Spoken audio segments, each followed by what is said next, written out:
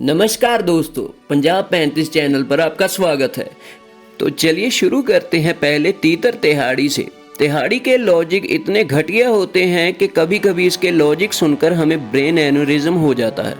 अगर कोई बीजेपी की वजह से हादसा हो, जैसे कि ट्रेन का एक्सीडेंट, तो ये मूर्ख लोगों को दोषी ठहराएगा कि तुम लोग रेलगाड़ी में बैठे ही क्यों। अगर पुल गिरने से लोग जान गंवाएं तो ये टुच्चा तिहाड़ी कहेगा तुम लोग पुल पर गए ही क्यों। अगर इसके घर वालों को कोई आकर लूट के चला जाए तो ये कहेगा तुम लोग घर में बैठे ही क्यों थे। आइए देखें ध्रुव राठी कैसे टुच्चे तिहाड़ी के एल लगाएंगे इस क्लिप में। इस दुर्घटना के लिए जो वहां लोग मौजूद थे उनकी भी तो कुछ जिम्मेदारी बनती है। कड़वा सच ये है कि लोग खुद भी कहीं ना कहीं इस हादसे के दोषी जरूर हैं। ये वो लोग थे जो पुल पर सेल्फी ले रहे थे। सुधीर भाई के अकॉर्डिंग अगर आप किसी रेस्टोरेंट में खाना खाने जाते हो, वहां पर खराब खाना खा के आपको फूड पॉइजनिंग हो जाती है तो गलती आपकी है। आपने क्यों विश्वास किया कि ये रेस्टोरेंट ओनर आपको सही खाना खिलाएगा। कल को आप सड़क पर चल के जा रहे हो अपनी गाड़ी में और सड़क पर गड्ढा आ जाता है जिसकी वजह से आपकी गाड़ी का एक्सीडेंट हो जाता है तो गलती आपकी है। आप घर से बाहर गए हो, आपका सामान चोरी हो जाता है तो भाई क्यों विश्वास कर रहे हो पुलिस पर कि पुलिस आपको आकर बचा लेगी। क्यों विश्वास कर रहे हो चोरों पर कि वो आपका सामान चोरी नहीं करेंगे। देखो यार, क्रिमिनल तो क्राइम करेगा ही, तुम सतर्क क्यों नहीं रहते हैं? अब तुम लोग अपनी बॉडी लेके बाहर घूमोगे तो क्रिमिनल तो काट ही देगा ना। एक समय था जब माँ बाप के साथ बैठकर इस स्त्री का नाटक देखा करते थे, क्योंकि सास भी कभी बहू थी। पर ईरानी जी ने सिर्फ अपना पेशा बदला है, काम इनका अब भी एक्टिंग का ही है। चाहे वो सुप्रीम लीडर के कामों की प्रशंसा की एक्टिंग हो, तो चाहे वो बीजेपी के काले कारनामों पर मुंह बंद करने की एक्टिंग। रशिया के मिनिस्टर्स ने इस बात का खंडन किया था कि सुप्रीम लीडर के कहने पर युद्ध नहीं रुका था, पर भक्तों को तो इतने में ही खुशी की लहर दौड़ जाती है कि सुप्रीम लीडर के एक इशारे पे भगवान के जैसे हर चीज कर सकते हैं, बस अपने बीजेपी के करप्ट नेता नहीं निकाल सकते। जब विश्व युद्ध की कगार पर था तो यूक्रेन और रशिया के बीच में युद्ध को विराम मात्र इसलिए दिया गया क्योंकि हिंदुस्तान के प्रधानमंत्री चाहते थे कि 20,000 से ज्यादा हिंदुस्तानी जो फंसे थे उस युद्ध क्षेत्र में उन्हें बहुत ही सुरक्षित अपने घर पहुंचाया जाए।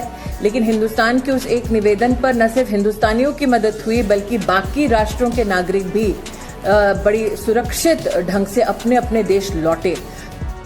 दो चार चीजें जो इंटरव्यू में कही गई जिस पर आपने क्रॉस क्वेश्चन भी नहीं किया और आपने तार्किक रूप से उसको तथ्य भी नहीं पूछा।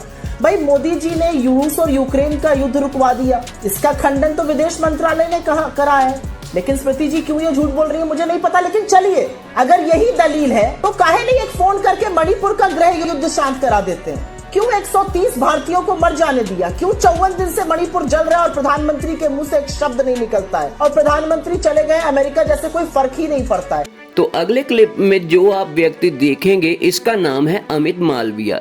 इसके चर्चे इंटरनेट पे आजकल बहुत हो रहे हैं, पर इस क्लिप में इतनी शर्मनाक बात की है बीजेपी आईटी सेल के हेड अमित ने कि हर हिंदू को ऐसे व्यक्ति के ऊपर केस करना चाहिए। पहले ये क्लिप देखें।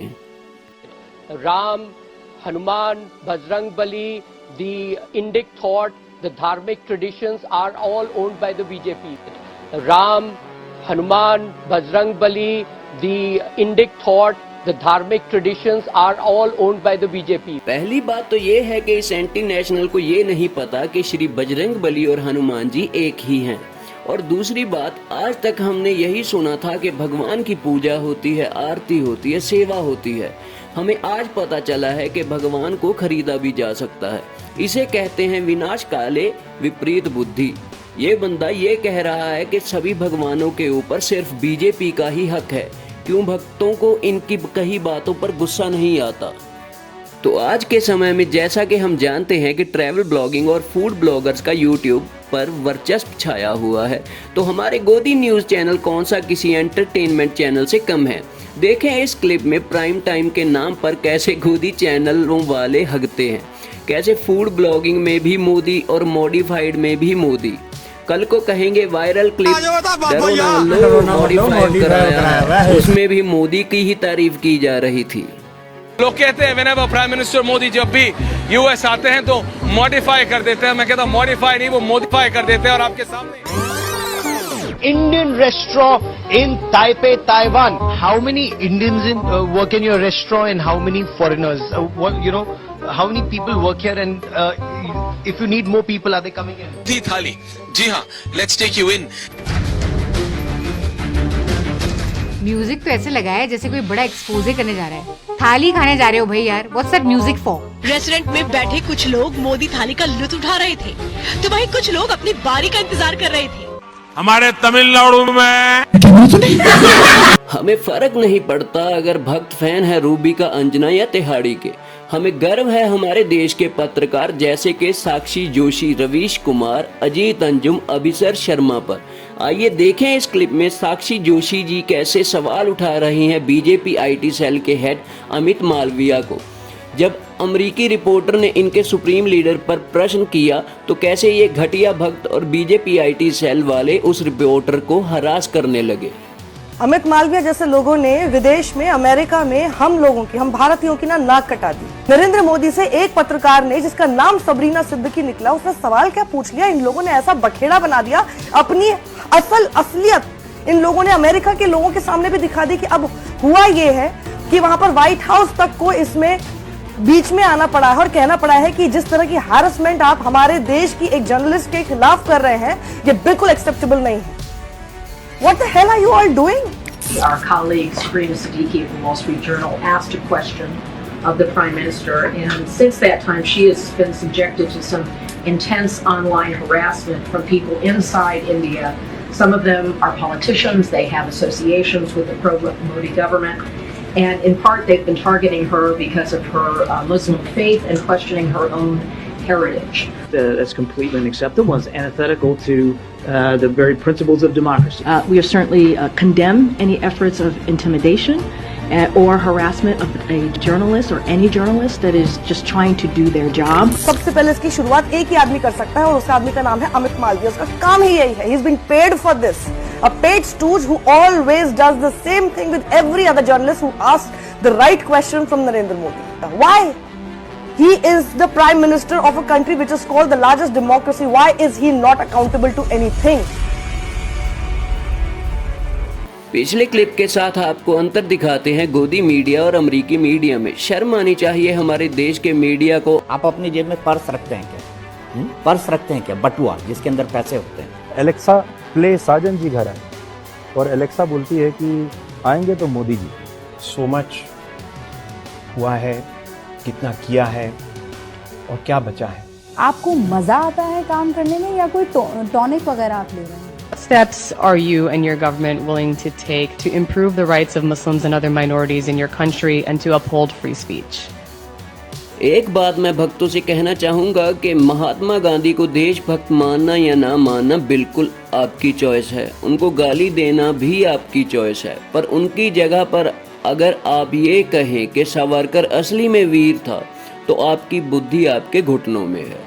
ना तो वो वीर था और ना ही देश प्रेमी। ऐसा क्या ही किया था उस व्यक्ति ने देश के लिए जो तुम लोग उसे वीर कहते हो। कायरता के हार गले में पहनने वाला कभी वीर नहीं हो सकता।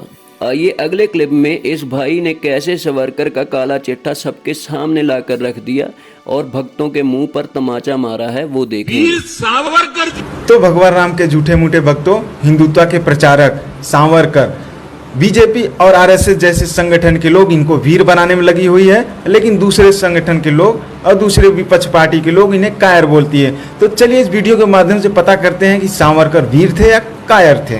1911 में सावरकर को ब्रिटिश सरकार ने वायलेंस क्राइम के आरोप में काला पानी की सजा सुनाई। जेल में कुछ ही महीने बीते थे कि सावरकर की हिम्मत टूट गई और उन्होंने ब्रिटिश सरकार से माफीनामा पत्र लिखा। एक नहीं, दो नहीं, पूरे 6 मर्सी पिटीशन लिखे इन्होंने और उस पत्र में ये लिखते हैं कि मैं भारत माँ का बेटा नहीं, मैं ब्रिटिश माँ का बेटा हूँ और जो भी मैं ब्रिटिश सरकार के अगेंस्ट काम कर रहा हूँ उसको बंद कर दूंगा।